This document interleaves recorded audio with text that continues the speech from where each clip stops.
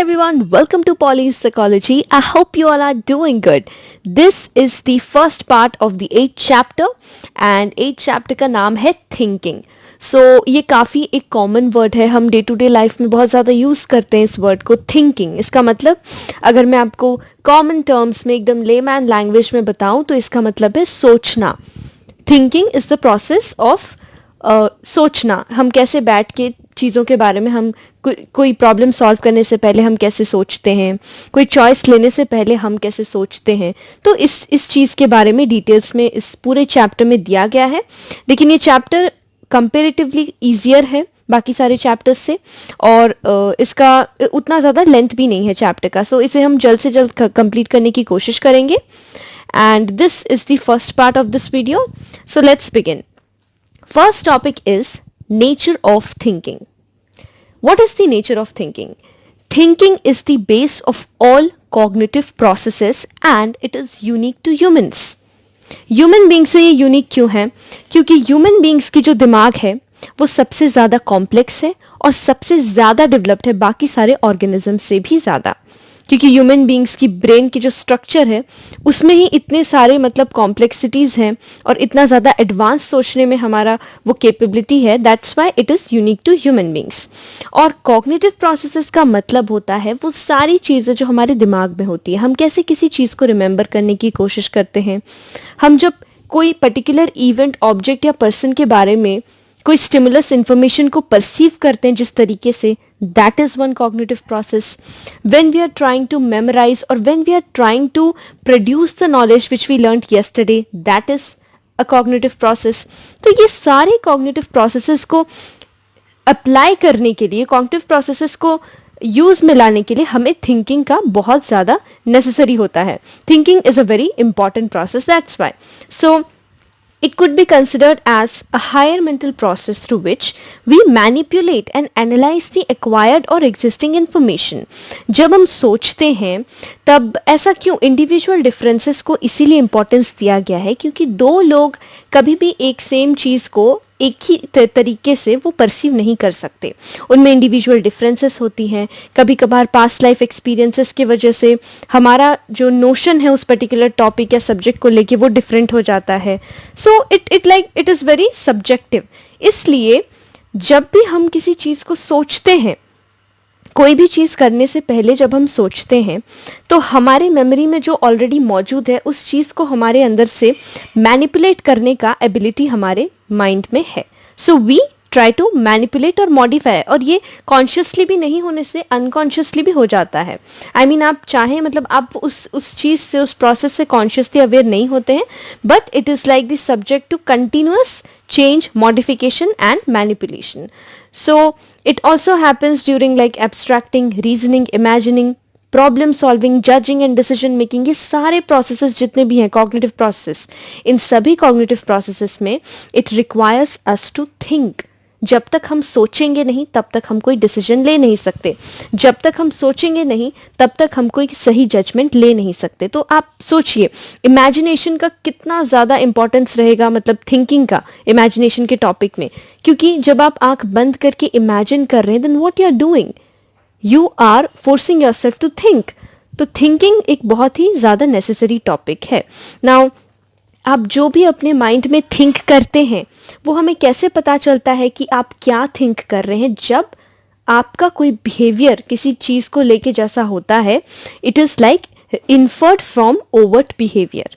Supposing आपने सोचा कि आपको भूख लग रही है, like you are studying, you are sitting and studying, अचानक से आपको भूख लगती है तो आप अपने चेयर से तुरंत से उठ जाते हैं और जाके किचन में से कुछ खाना लेकर के आके खाते हैं. तो हमें पता लगा कि जब आपको भूख लगा तो आपने सोचा कि मुझे कुछ खा लेना चाहिए.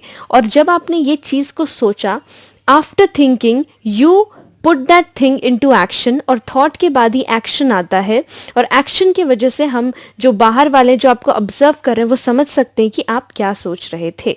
सो this is like a very general view about thinking. Thinking process की जब बात होती है there are certain building blocks of thought जिसके की यूज से एक थॉट बनता है. थिंकिंग करने के वक्त हम क्या कर रहे हैं?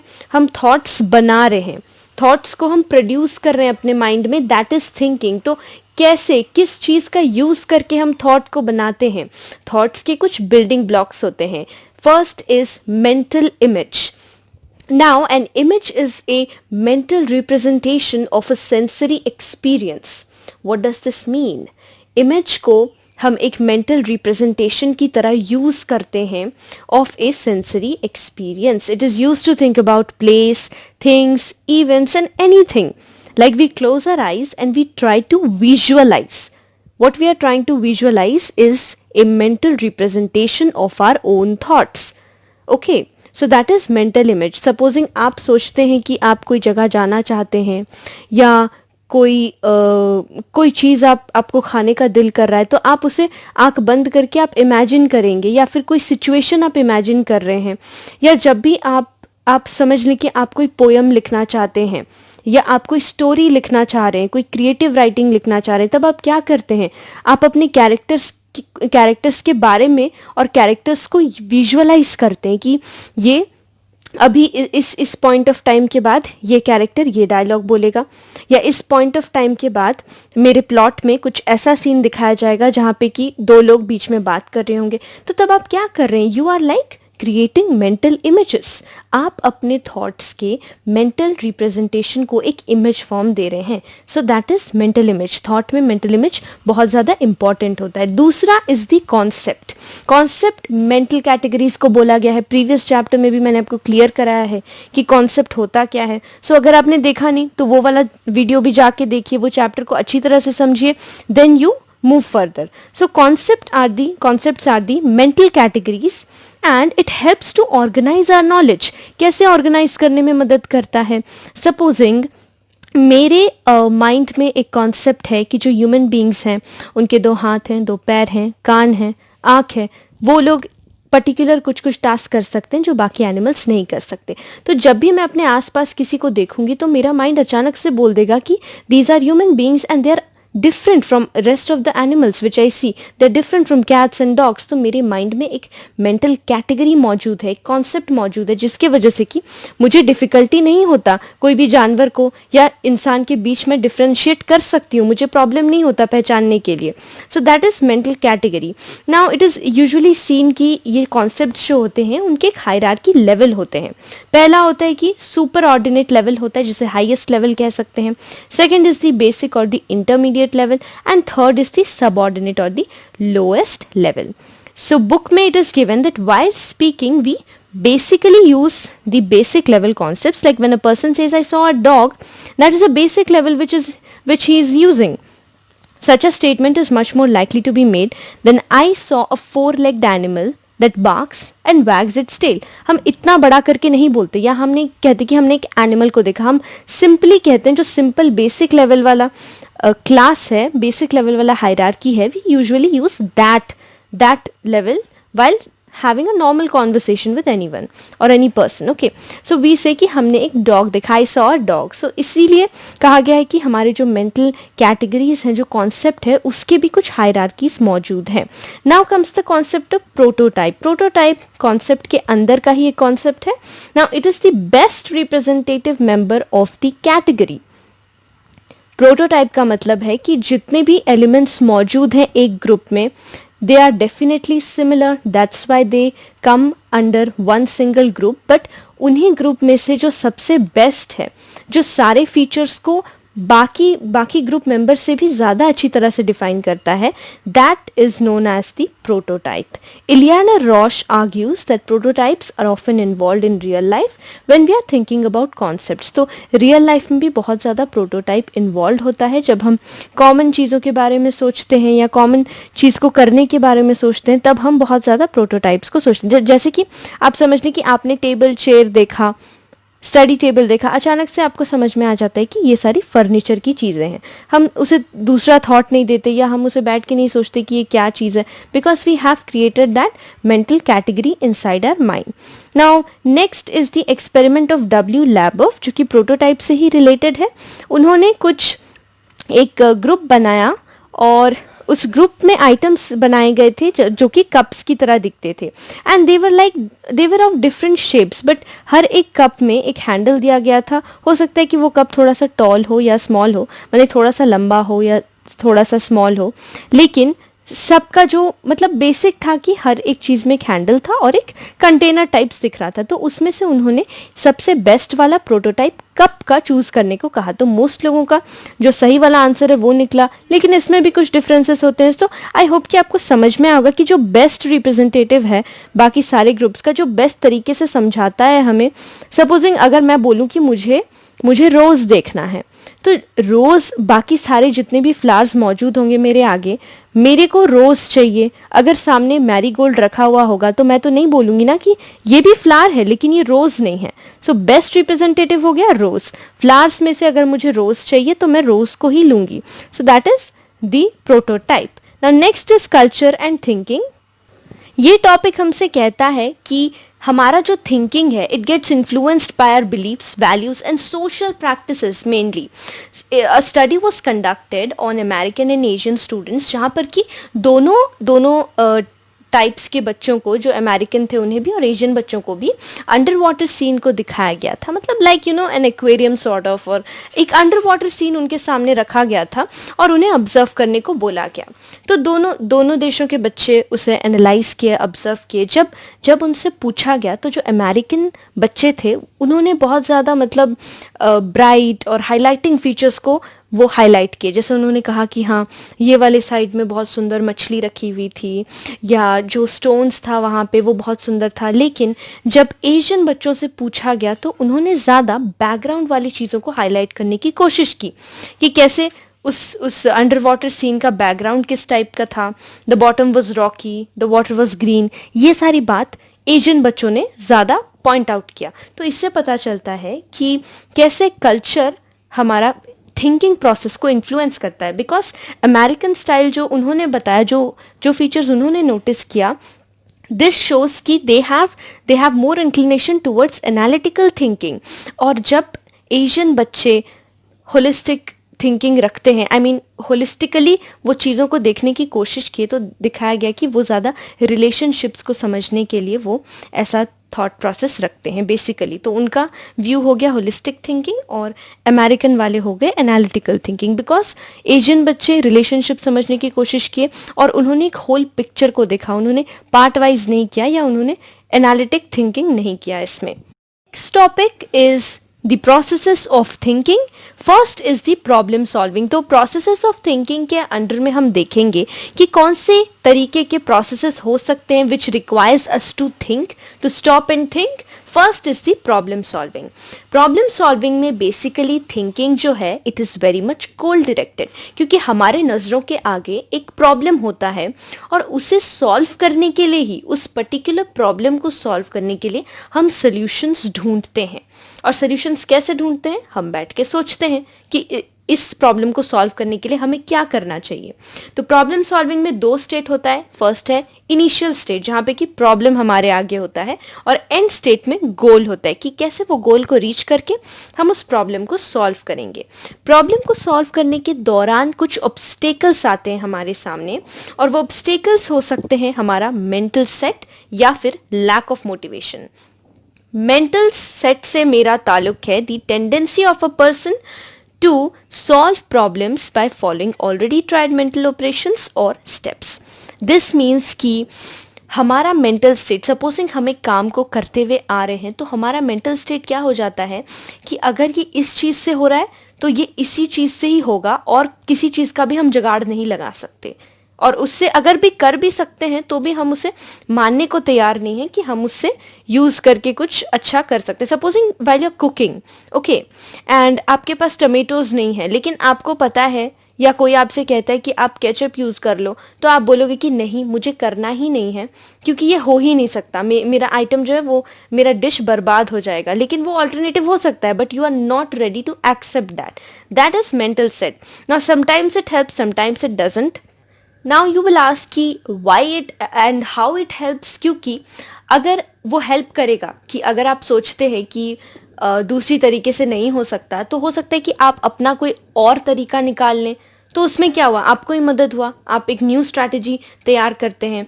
और अगर हेल्प नहीं हो सकता तो वो आपके ऊपर ही डिपेंड करता है, और काइंड ऑफ इसे फंक्शनल फिक्स्डनेस कहते हैं। फंक्शनल फिक्स्डनेस में you are not at all ready to accept any other alternative apart from your own, जो भी आप चीज करते आ रहे हैं, your own style. Next is lack of motivation. अगर आपके मन में अंदर से मोटिवेशन नहीं है किसी चीज़ को करने के लिए, तो हो सकता है कि आप मतलब कोई भी प्रॉब्लम आ जाए आपके सामने, आप उस प्रॉब्लम को सॉल्व करने के बारे में आप सोचना ही नहीं चाहते हैं, तो कभी आपसे वो प्रॉब्लम सॉल्व ही नहीं होगा. क्योंकि जब आप खुद ही तैयार नहीं है कोई चीज़ को सोचने के लिए, बैठ के आराम से शांति से सोचने के लिए, तो तब प्रॉब्लम सॉल्व कहाँ से होगा. नाउ अगर किसी पर्सन को पता भी है कि कैसे प्रॉब्लम सॉल्व करना है, अगर वो काम करने जानता भी है, तो भी वो पहले स्टेप में ही फेल हो जाएगा, क्योंकि उसके अंदर मोटिवेशन नहीं है. इसी के लिए कोई भी काम करने के लिए, not only problem solving, this self motivation is very important. आप कोई भी काम ले लीजिए, घर का कोई छोटा काम या पढ़ाई में कोई काम या करियर की बात करूं, सेल्फ मोटिवेशन, सेल्फ कॉन्फिडेंस बहुत ज़्यादा इंपॉर्टेंट होता है सक्सेस अचीव करने के लिए. Next process of thinking is reasoning. Reasoning क्या है? Reasoning is a realistic thinking process that draws a conclusion from a set of facts. Supposing आपके सामने कुछ set of facts दिए गए हैं और आपको समझना है और बताना है कि ये क्या चीज़ है और इसका कंक्लूजन क्या बनता है. ये इवेंट्स हो रहे हैं, तो इसका मतलब क्या है, क्या हो सकता है, उसका मतलब है रीजनिंग. सपोजिंग यू सी कि कोई आपके नेबर्स में डेकोरेशन कर रहे हैं बर्थडे पार्टी का, मतलब बलून्स लगाया हुआ है और बहुत सारे मतलब खाना प्रिपेयर कर रहे हैं and everything, they are like decorating their house. तो इससे आप क्या इन्फर करते हैं? आपसे किसी ने आके बोला नहीं कि उनके घर में किसी का बर्थडे है या कोई पार्टी है या सेलिब्रेशन है, लेकिन आप अपने मन से समझ जाते हैं कि उनके घर कोई सेलिब्रेशन होने वाला है. So that is reasoning. आप कैसे चीज़ों को देख के आप एक कंक्लूजन ड्रॉ करते हैं. रीजनिंग जो है दो तरीके के हो सकते हैं, deductive and inductive. Deductive reasoning, it begins with an assumption that you know or believe to be true and then the conclusion is drawn. इसको हम general to particular reasoning भी कह सकते हैं, क्योंकि deductive reasoning में we deduce by making an assumption, जो कि common assumption है. Supposing जैसा बुक में example given है कि अभी अगर आप रेलवे प्लेटफॉर्म में किसी भागते हुए आदमी को देखते हैं, तो आप सोचेंगे कि आइदर उसकी ट्रेन मिस हो गई है, या फिर उसने कोई सामान छोड़ दिया है ट्रेन में, या फिर उसके कोई जान पहचान वाले ट्रेन से आ रहे हैं तो उनका ट्रेन छूट रही है. तो आपके मन में बहुत सारे थॉट्स आ सकते हैं. सो दिस इज रीजनिंग, कि कैसे आपने सपोजिंग एक एज्यूम कर लिया कि मुझे लगता है कि उसका बैग वहीं पे छूट गया होगा, इसलिए वो इंसान जो है वो भाग रहा है और अभी ट्रेन छोड़ने वाली है कुछ टाइम में, that's why he is like very restless. तो इसमें क्या है कि हो सकता है कि ये करेक्ट हो, लेकिन हमारा एजम्पशन रॉन्ग भी तो हो सकता है. हो सकता है कि वो किसी को छोड़ने जा रहा हो, या फिर हो सकता है कि उसे खुद ही ट्रेन में बैठ के जाना था और वो ट्रेन छूट रही है. सो मिस्टेक्स हो सकता है because it depends upon the assumption that you make. लेकिन डिडक्टिव रीजनिंग जो है वो हम यूजुअली जनरल पॉइंट्स को देख के we try to deduce. General points को देख के हम एक पर्टिकुलर पॉइंट पे आने की कोशिश करते हैं. That's why it is known as deductive reasoning. Second type is inductive reasoning. It is based on specific facts and observation. Specific facts के वजह से ही ये क्या है, एक general conclusion is based on particular observation. पहले हम पर्टिकुलर फैक्ट्स को देखते हैं, उसके बाद एक जनरल कंक्लूजन निकालते हैं. जैसा कि अगर हमने देखा कि उस पर्सन के हाथ में कोई बैग नहीं है और वो छूटती हुई ट्रेन के पीछे भाग रहा है, देन वी कैन कंफर्म कि ओके शायद इसका बैग ट्रेन में ट्रेन में छूट गया है. तो इससे क्या हो रहा है कि इसमें भी गलतियां हो सकती हैं, क्योंकि हर किसी के साथ तो ऐसा नहीं होता. हो सकता है कि वो कोई बैग कैरी ही ना कर रहा हो, वो किसी और चीज़ की वजह से दौड़ रहा है.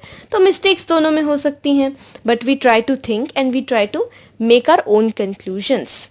सो रीजनिंग को अगर मैं डिफाइन करूं तो it is the process of gathering and analysing information to arrive at conclusions. Reasoning का एक और टाइप भी है जिसे हम एनालॉजी कहते हैं. Now it is a form of reasoning which involves 4 parts, जहाँ पे कि we say as A is to B, C is to D. इसका मतलब है कि जैसा ए और बी के बीच रिलेशनशिप है, एकदम से सिमिलर रिलेशनशिप सी और डी के भी बीच है. As air is to human, water is to fish. तो इंसानों के लिए जैसा ऑक्सीजन इम्पॉर्टेंट है, हवा इम्पॉर्टेंट है सांस लेने के लिए, वैसा ही ऑक्सीजन मछलियों को पानी से मिलता है. Last topic for this video is decision making. It is also a thinking process. Decision making के प्रोसेस में inductive and deductive reasonings allow us to make judgments. What are judgments? We draw conclusion, we form opinions, evaluate events, objects based on our own knowledge and evidence. उसके बाद ही हम कोई judgement कर सकते हैं. Judgement का मतलब है कि कैसे हम किसी चीज़ के बारे में ओपिनियन फॉर्म करते हैं, कैसे किसी चीज़ को इवेल्युएट करते हैं. And to do all these we need some kind of reasoning, and that is known as decision making, and it also involves the process of thinking. So decision making and judgment जो है ये एक interrelated process है, क्योंकि डिसीजन मेकिंग में we have many options और a few alternatives among which we need to choose the best one for our own benefit. जो हमें सबसे ज़्यादा सही लगेगा हम उसी चीज़ को चूज़ करेंगे. सपोजिंग आपने जब अपने 11th क्लास में आने से पहले आपके पास 3 ऑप्शंस थे 10th के बाद, आइदर ह्यूमैनिटीज़, आइदर साइंस या फिर कॉमर्स. तो आप अगर जो चीज़ आप अपने इंटरेस्ट के साथ चूज़ किए, आपने फ्यूचर प्रॉस्पेक्ट्स देखा कि करियर में क्या हो सकता है क्या नहीं, तो आपने उन सारी चीज़ों को मद्देनज़र रखते हुए सबसे बेस्ट ऑप्शन अपने लिए चूज़ किया and you took that strong decision. तो वो क्या है? वो डिसीजन मेकिंग है, जहाँ पे कि हमारे सामने बहुत सारे ऑप्शंस दिए गए थे. Now some judgments that we make, it can be automatic and they require no effort. जैसा कि जब हम ट्रैफिक लाइट्स को देखते हैं और ट्रैफिक लाइट में रेड हो जाता है तो हम अपनी गाड़ी अपने आप बंद कर देते हैं. तो उसमें क्या है? वो ऑटोमेटिक है, उसमें कोई एफर्ट नहीं लगता सोचने के लिए कि क्या मेरे को करना है नहीं करना है. ये एक ऑटोमेटिक जजमेंट है, बिकॉज यू नो कि उसके कॉन्सिक्वेंसेस क्या हो सकते हैं. You have got the knowledge and evidence about that event. So also judgment is not independent of our beliefs and attitudes. ये बहुत इंपॉर्टेंट है नोट करने के लिए कि जजमेंट को भी हमारे बिलीव्स और एटीट्यूड्स कंट्रोल कर सकते हैं. हम जो बिलीफ रखते हैं, पास्ट एक्सपीरियंसेस में हमारे साथ हो सकता है कुछ हुआ हो ना हुआ हो, उस चीज़ के ऊपर बेस्ड करके हमने जो अपना थॉट बनाया है, जो एक थॉट को क्रिएट किया है अपने माइंड में कि अगर मैं ऐसा करती हूँ तो मेरे साथ ऐसा हो जाएगा, वो चीज़ चेंज होने के लिए टाइम लगता है. तो जजमेंट जो है, मैं इजीली किसी को जज कर सकती हूँ कि नहीं, अगर ये ऐसा कर रही है तो ज़रूर इसके साथ कुछ ऐसा हुआ होगा. That's why it is being said कि it is not independent of our beliefs and attitudes. और यूजुअली जब हम किसी चीज़ के बारे में ओपिनियन दे रहे हैं, कोई भी ऑब्जेक्ट है, इवेंट है, उस चीज़ को इवैल्यूएट करने की कोशिश कर रहे हैं अपने लेवल में, तब ये बिलीव्स, एटीट्यूड्स, ये सारी चीज़ें बहुत ज़्यादा इम्पैक्ट करती हैं हमारे ओपिनियंस पे. That's why we are we all have a very subjective interpretations और हर किसी के perceptions different kind of होते हैं. So that's all for this video. बाकी के topics हम next video में पढ़ेंगे. So I hope you all like it. Please don't forget to subscribe to my channel. Thank you for watching. I hope you all have a good study time.